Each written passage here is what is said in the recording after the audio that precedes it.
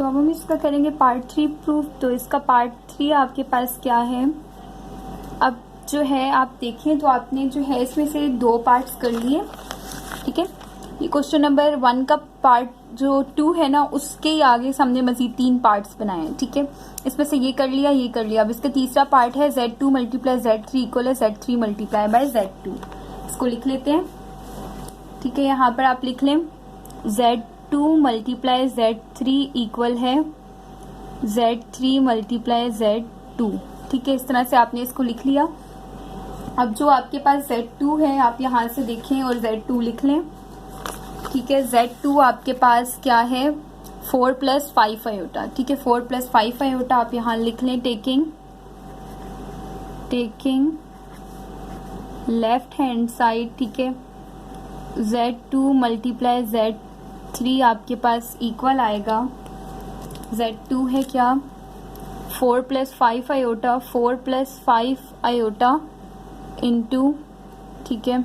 इनको दोनों को मल्टीप्लाई करवा दें Z3 से। Z3 क्या है -5 + 6 आयोटा। यहाँ पे आप Z3 देख लें, -5 + 6 आयोटा है तो इसको आप लिख लें, ठीक है। -5 + 6 आयोटा। चलें अब हम इसको सॉल्व कर लेते हैं। ओके, यहाँ पर Z2 इंटू Z3 इक्वल है, मल्टीप्लिकेशन किस तरह से करवाएंगे, पहले 4 मल्टीप्लाई बाय 5 होगा तो -20 हो जाएगा आपके पास, -20, 4 5 = 20 और -20, 4 6 = 24 तो प्लस का 24 और साथ में आयोटा, 5 5 = 25 प्लस 25 आयोटा। अच्छा, यहाँ पर जो है +25 नहीं -25 आएगा, ठीक है। कि 5 5 = 25 और प्लस माइनस तो यहाँ माइनस साइन आएगा, ठीक है। प्लस नहीं होगा, ये माइनस होगा। चलें, ये माइनस साइन है तो 25 आयोटा। फिर 5 को मल्टीप्लाई करें 6 से, 5 6 = 30 प्लस प्लस प्लस प्लस 30, ठीक है। Iota iota jar iota square. अब -20 तो एज इट इज लिखें आप, पीछे ये Z2 मल्टीप्लाई Z3 भी एज इट इज -20 और यहाँ से जो ये 30 है इसके साथ आयोटा स्क्वायर है ना, इसको -1 लिखें, because you know that iota square is equals to -1, ठीक है। यहाँ पर आप इसको इस तरह से लिखें 24 iota -25 iota plus 30 multiply -1, iota square की जगह -1। अब 30 प्लस का है तो प्लस माइनस माइनस आ जाएगा, ठीक है। तो -20 -30, ठीक है। और इमेजिनरी टर्म्स को साथ लिखें, +24 आयोटा -25 आयोटा इक्वल है Z2 मल्टीप्लाई Z3 के, ठीक है। उसके बाद आप यहाँ पर Z2 into Z3 as it is लिखें, -20 -30 आपके पास जो है यहाँ पर ये होगा -50, ठीक है। आप यहाँ लिख लें -50, ठीक है। और +24 -24 होगा तो 1, लेकिन माइनस का 1, ठीक है, माइनस आयोटा। तो -50 माइनस आयोटा आ गया आपके पास, इसको आप कह दें इक्वेशन 1, ठीक है। अब आप ले लें इसका राइट हैंड साइड जो कि Z3 मल्टीप्लाई Z2 है, यहाँ आप लिख लें टेकिंग राइट हैंड साइड, ठीक है, जो कि है Z3 मल्टीप्लाई बाय Z2 और आपके पास इक्वल आएगा Z3 क्या है, Z3 है आपके पास -5 + 6 आयोटा, ठीक है। और Z2 क्या था 4 + 5 आयोटा, ठीक है। बस उनका ऑर्डर चेंज करके लिख लिया। अब इनको मल्टीप्लाई करके चेक करें कि वो आंसर आ रहा है या नहीं। -5 को मल्टीप्लाई करें 4 से तो -20, ठीक है। फिर -5 को 5 से तो -5 5 = 25 आयोटा, फिर 6 4 = +24 आयोटा, 6 5 = +30 आयोटा स्क्वायर, ठीक है।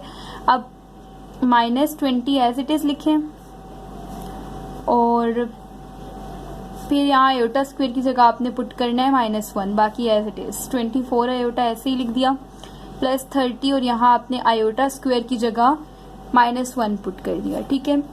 अब Z3 मल्टीप्लाई Z2 जो है वो आपके पास इक्वल आएगा -20 और इसके साथ रियल पार्ट कहाँ पर है तो इसके साथ आयोटा ना हो, वो यही है कि प्लस माइनस माइनस और 30, ठीक है।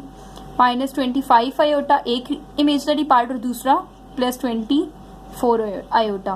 रियल पार्ट्स को आपस में, इमेजनरी पार्ट्स को आपस में सॉल्व कर लें। तो रियल पार्ट -20 -30 इज -50 और -25 + 24 इज माइनस आयोटा। तो आपके पास इक्वेशन 2 आ गई। अब जरा आप इक्वेशन 1 और इक्वेशन 2 को देखें, कंपेयर करवाएं, तो आपके पास ये left hand side right hand side की क्या है, इक्वल है। ये दोनों आपके पास बराबर है ना, तो आप यहाँ पर लिख देंगे कि आपके पास जो है लेफ्ट हैंड साइड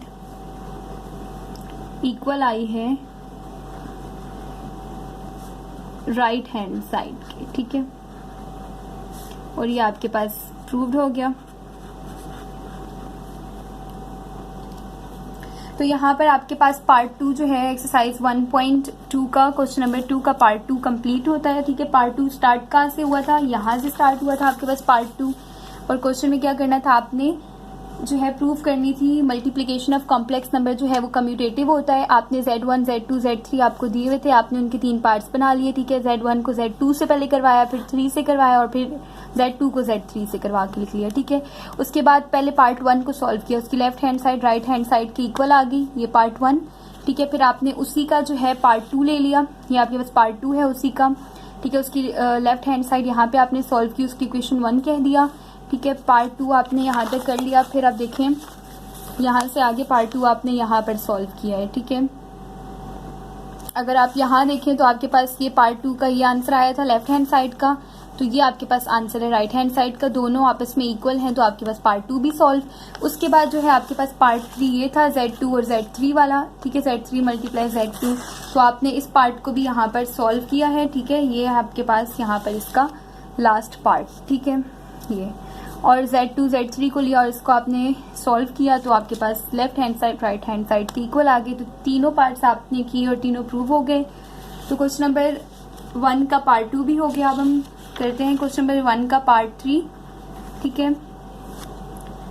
तो पार्ट 3 में आपको कह रहे हैं addition of complex number is associative, तो उसको कर लेते हैं हम। एसोसिएटिव प्रॉपर्टी पहले हमें देखनी पड़ेगी, ठीक है। एसोसिएटिव प्रॉपर्टी में आपके पास 3 नंबर्स होते हैं। यहाँ पे अगर आप चेक करें एसोसिएटिव प्रॉपर्टी, तो आपके पास ये रही है एसोसिएटिव प्रॉपर्टी ऑफ एडिशन, ठीक है। आपके पास बुक में क्वेश्चन भी पार्ट 3 का क्या है, एसोसिएटिव प्रॉपर्टी ऑफ एडिशन ही आपने प्रूव करनी है। Addition of complex number is associative, ठीक है। अब आप इसको यहाँ पर देख लें, 3 कॉम्प्लेक्स नंबर लिए आपने यहाँ पर Z1 Z2 Z3, तो पहले Z1 और Z2 को ऐड किया, ठीक है। उसका जो आंसर आया उसको Z3 में ऐड कर लिया। सिमिलरली यहाँ पर भी आपने 3 नंबर लिए, ठीक है, और उसको जो है आपने उनको पहले जो है Z2 और Z3 को ऐड किया और इक्वल कर दिया आपने किसके, इसको ऐड कर दिया Z1